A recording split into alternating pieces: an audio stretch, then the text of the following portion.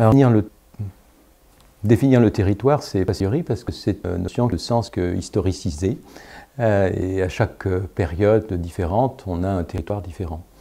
Et comme je suis plutôt spécialiste de la mondialisation, j'ai envie de demander si le monde est un territoire. Et si on peut concevoir le monde entier comme un territoire. Ce qui est paradoxal, parce qu'en général, un territoire, ça s'oppose à d'autres. C'est le territoire de soi par rapport à d'autres. C'est-à-dire que c'est une entité géographique qui suppose l'appropriation. Et de ce fait, l'exclusion et le renvoi à un autre du territoire pour d'autres populations. Et il y a un rapport entre nous, un nous, et les autres.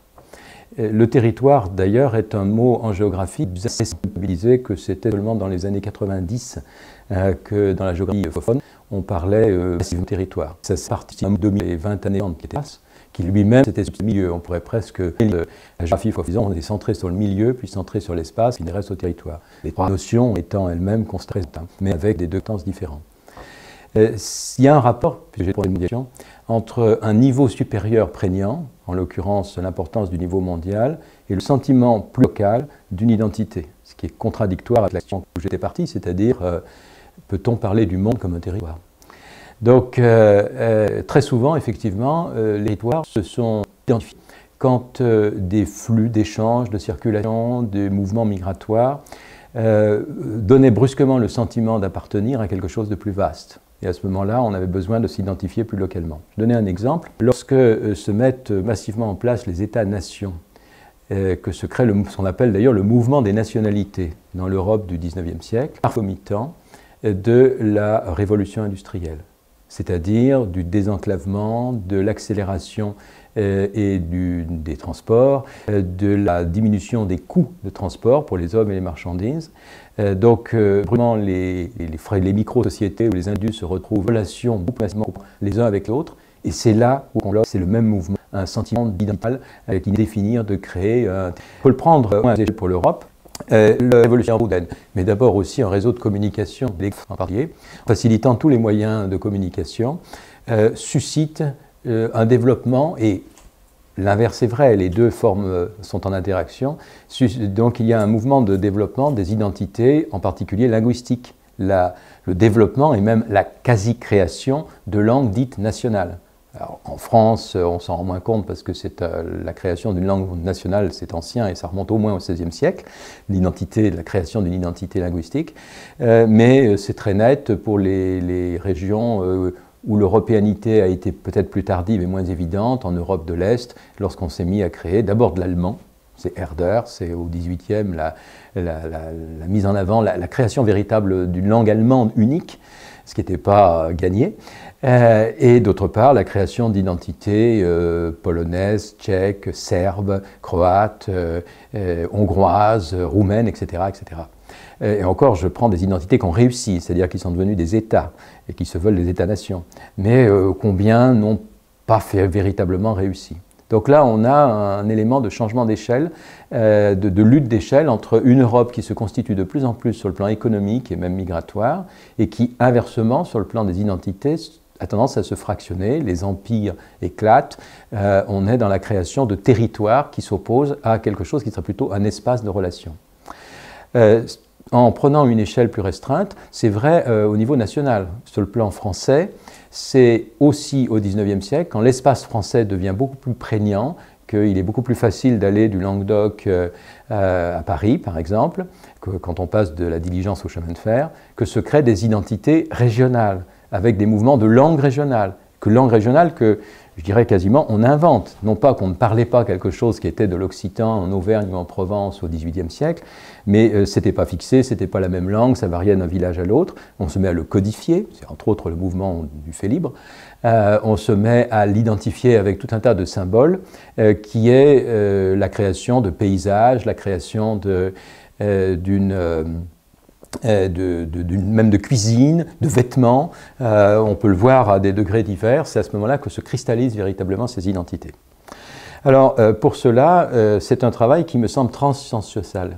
C'est-à-dire que les géographes s'en sont particulièrement emparés, mais c'est quelque chose qui concerne bien sûr les historiens, et puisque vous demandez quels sont les ouvrages clés, je pense que Anne-Marie Thiès, par exemple, et ses travaux sur la création des identités nationales, c'est très important pour comprendre ce type de processus.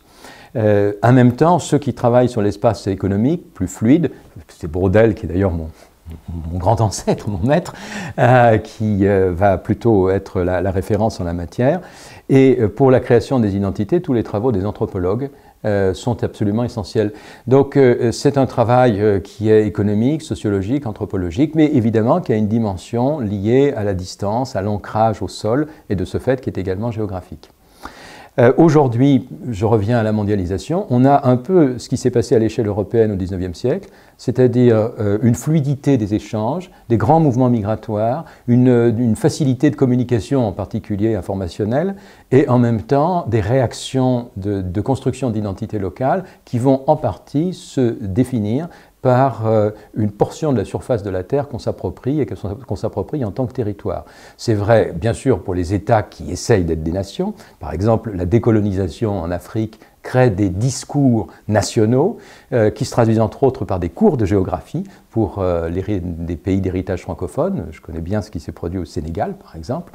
Mais c'est vrai partout, y compris dans des identités plus restreintes, des mouvements de populations qui se voyaient brimés, dominés, des populations minoritaires, des ethnies, des Indiens d'Amérique en particulier ont joué un rôle important dans ce domaine-là. Donc, on comprend que les anthropologues, de ce point de vue-là, s'en soient particulièrement emparés de ce type de réflexion.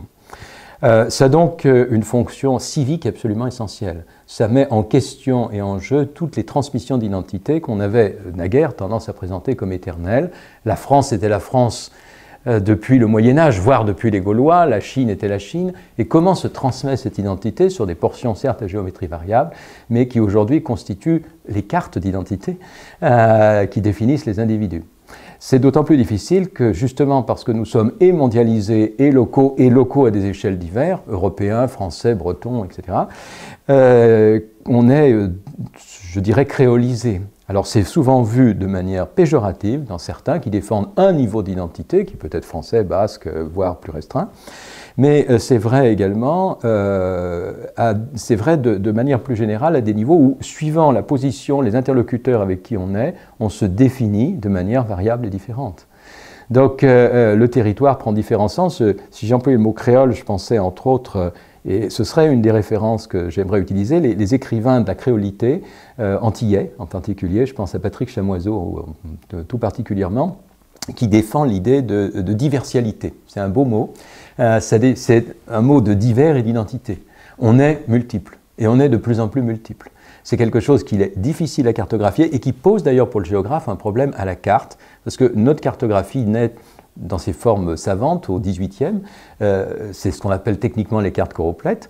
Donc on trace une limite linéaire, une frontière indurée, et la France a été pionnière. L'ouvrage de Daniel Nordman, Frontières de France, est tout à fait un ouvrage essentiel sur le plan géographique de ce point de vue-là. Et on est en même temps, donc on voudrait construire une identité homogène à l'intérieur, et en même temps on en a plusieurs. C'est une contrainte pour le vivre ensemble, qui est absolument essentielle. Donc c'est une nécessité qui ne peut être celle seule des géographes, mais qui nécessairement est celle de tout le monde. De ce fait, essayer de repenser, de reconstruire les cartes d'identité du monde, c'est un travail pour aussi bien l'instituteur que le chercheur, et il n'y a à mon avis pas beaucoup de travaux qui sont plus urgents que celui-là. Donc le mot territoire est un mot très chaud, qui est pas tout à fait un concept, et qui est l'ensemble des domaines d'appartenance dans lesquels on peut s'identifier. Ce qui fait qu'on a toujours plusieurs territoires, mais au fond, on a un territoire qui est le monde, qui est en plus une planète fragile, qu'on a tout intérêt à ménager, donc à aménager prudemment, ce qui fait que le territoire, c'est la même chose que l'écoumène.